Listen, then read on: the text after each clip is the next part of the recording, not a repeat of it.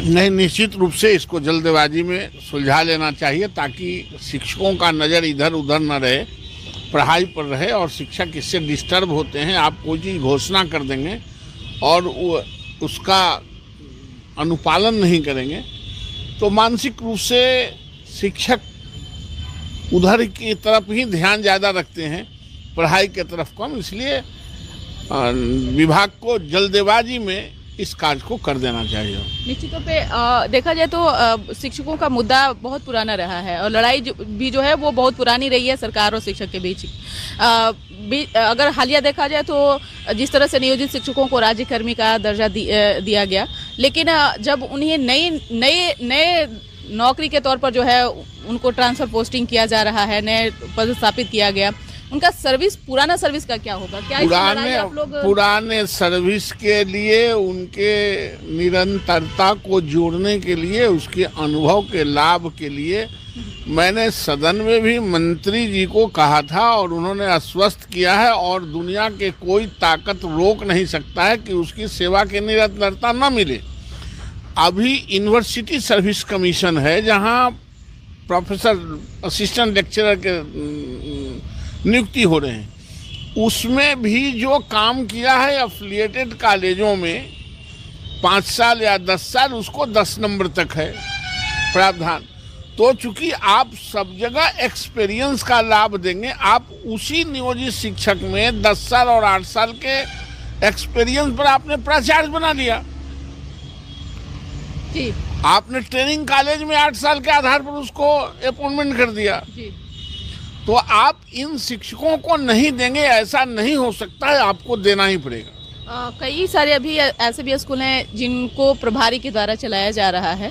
क्या आगे आने वाले समय में वहाँ भी कुछ सरकार का जो है वो निश्चित रूप से एक भी स्कूल को प्रभारी के माध्यम से नहीं बल्कि हेडमास्टर और प्रिंसिपल के माध्यम से चलाना चाहिए। जिसके सेनापति बेहतर नहीं होंगे, उनके सिपाही भी बेहतर नहीं होंगे। इसलिए सेनापति को, सक्षम सेनापति को ही नियुक्त करना चाहिए ताकि ये स्कूल हमेशा नियंत्रित रहे।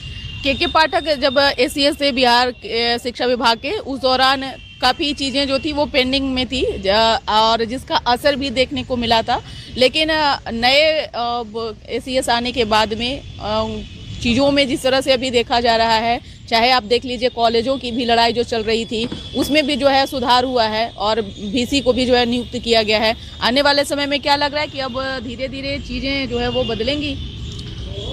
शिक्षा एक ऐसा मामला है जो राज्य के शिक्षा से सबों को मतलब है और सबके नज़र पर है। अगर सरकार शिक्षा में गुणात्मक विकास करना चाहती है तो निश्चित रूप से शिक्षा विभाग में भी अपना एटीट्यूड को परिवर्तन करना होगा, तभी दोनों का समन्वय बैठ सकता है। नए एसीएस जो बने ए सिद्धार्थ, उनका परफॉर्मेंस क्या लग रहा है? नहीं, ठीक है, हम लोगों को परफॉर्मेंस, उनके परफॉर्मेंस, वो कोई खिलाड़ी नहीं है कि गोल मार दिए। समयक रूप से शिक्षा विभाग के कार्यों को मूल्यांकन किया जाता है और तब हम लोग बोलते हैं। ऐसा नहीं कि आए आप पेनाल्टी गोल मार दिए तो आपको ताली बजा देंगे। समयक रूप से शिक्षा विभाग को आप बेहतरी के लिए कीजिए, हम लोगों का पूरा कोऑपरेशन रहेगा। कब तक के ट्रांसफर पोस्टिंग की प्रक्रिया जो पूरी कर ली जाएगी? अब तो वो कह रहे हैं कि तत्काल हम 2-4 दिन में स्टार्ट करेंगे। स्टार्ट ही होगी तो फिर कैसे हो इतने दिनों की? नहीं, तो स्टार्ट होगा तो ये भी नहीं है कि लॉटरी सिस्टम नहीं है कि रात के देखे और सवेरे लॉटरी निकल गया। थोड़ा पढ़े लिखे लोगों के काम में समय लगता है, लेकिन बहुत अधिक समय नहीं, तत्परता के साथ तत्काल इसको कर दिया जाए। नवल जी, आप अपनी बातों को विभाग की तरीके से रखते हैं, उम्मीद है आप हमको जवाब भी उसी तरीके से देंगे। जिस तरह से थाना में थानेदार के पास आम जनता केस लेकर जाती है तो बिना जनप्रतिनिधि के हस्तक्षेप किए बगैर थानेदार नहीं केस लेते हैं। जमीन सर्वे का मामला भी पीक पर चल रहा है। सभी लोग जो हैं नौकरी पेशा छोड़ करके ज़मीन के पीछे जो है और अंचल के पीछे जो है वो अपना समय बिता रहे हैं। सीओ जो हैं उनकी बात नहीं सुन रहे हैं। अगर उनसे कुछ बात भी करनी है तो जनप्रतिनिधि ही माध्यम बन रहे हैं। जब कमीशन की बारी आ रही है, लोग पैसे तक दे रहे हैं ताकि काम हमारा जो है वो हो जाए, लेकिन उनका कहना यही है कि हमारा जो कमीशन आप लोग देते हैं वो हमें ऊपर तक पहुंचानी होती है। आखिरकार ये ऊपर वाले कौन हैं? नहीं नहीं, ये इसी तरह की सब भ्रष्टाचार फैलाने वाले लोग इस तरह के बात करते हैं। कोई ऊपर, सब कोई अपना अपना जो ये बात कहते हैं कि ऊपर पहुंचाना है, वो अपना पेट भरने के फेरा में है। कोई चोर कहता है कि हम चोर हैं। हर आदमी बंदूक दूसरों के कंधों पर रख के चलाना चाहता है। ये बहुत दुर्भाग्यपूर्ण है और ऐसे लोगों पर कार्रवाई होनी चाहिए। एक जनप्रतिनिधि होने के नाते क्या आपको भी इस चीज को फेस करना पड़ता है? हम लोगों को तो सब तरह का फेस करना पड़ता है। केकरो कुत्ता के तबीयत खराब हो जाता है, वो वेटनरी कॉलेज में भेजवाना पड़ता है। बकरी छींकने लगता है तब गांव के लोग आ जाते हैं हमारे बकरी के बहुत छींक आ रहा है। अरे हम लोग जनप्रतिनिधि है, सबके लिए हैं, सबके द्वारा निर्मित हैं, इसलिए सब पर हमको ध्यान देना ही पड़ेगा। दही चूड़ा एक जो मकर संक्रांति पर लोग जो भोज देते हैं वो हमेशा एक सियासी रहा है, नेताओं के द्वारा अक्सर जो देखा गया है। इस बार भी कहा जा रहा है कि ये दही चूड़ा खास होने वाला है। इस साल चुनाव भी होना है विधानसभा का, कैसे देख रहे हैं? देखिए, दही चूड़ा वंदना खास है ही। 14 जनवरी को सदियों से एक ही दिन दही चूड़ा खाने का प्रावधान है। ऐसे आप रोज खाइए, लेकिन उत्सव के रूप में एक ही दिन, यह बड़ी महत्वपूर्ण, बहुत दिन से पहले से इंतजार करते रहे हैं कि 14 जनवरी को दही चूड़ा तिलकुट दूध खाएंगे। और अभी आपने कहा दही चूड़ा के नाम तो मेरे जीभ पर पानी आ गया सुनते ही। तो ये अमृत भोजन है, तो इसका तो एक कम ही रहेगा ना। अमृत बहुत नहीं होता है, जहर बहुत हो सकता है, अमृत तो कम ही रहता है।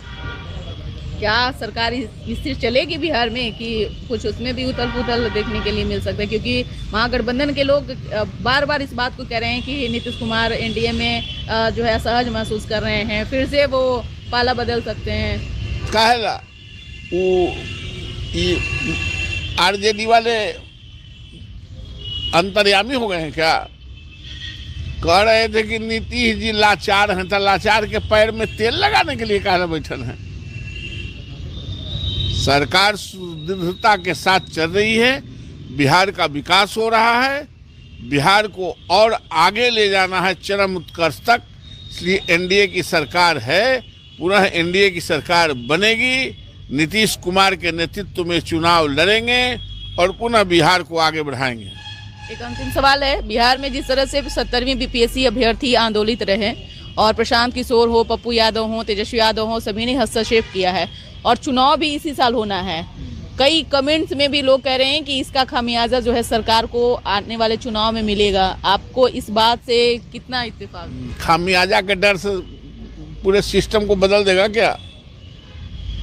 टीटी भी रात के सोता है तो पैर उठा के सोता है।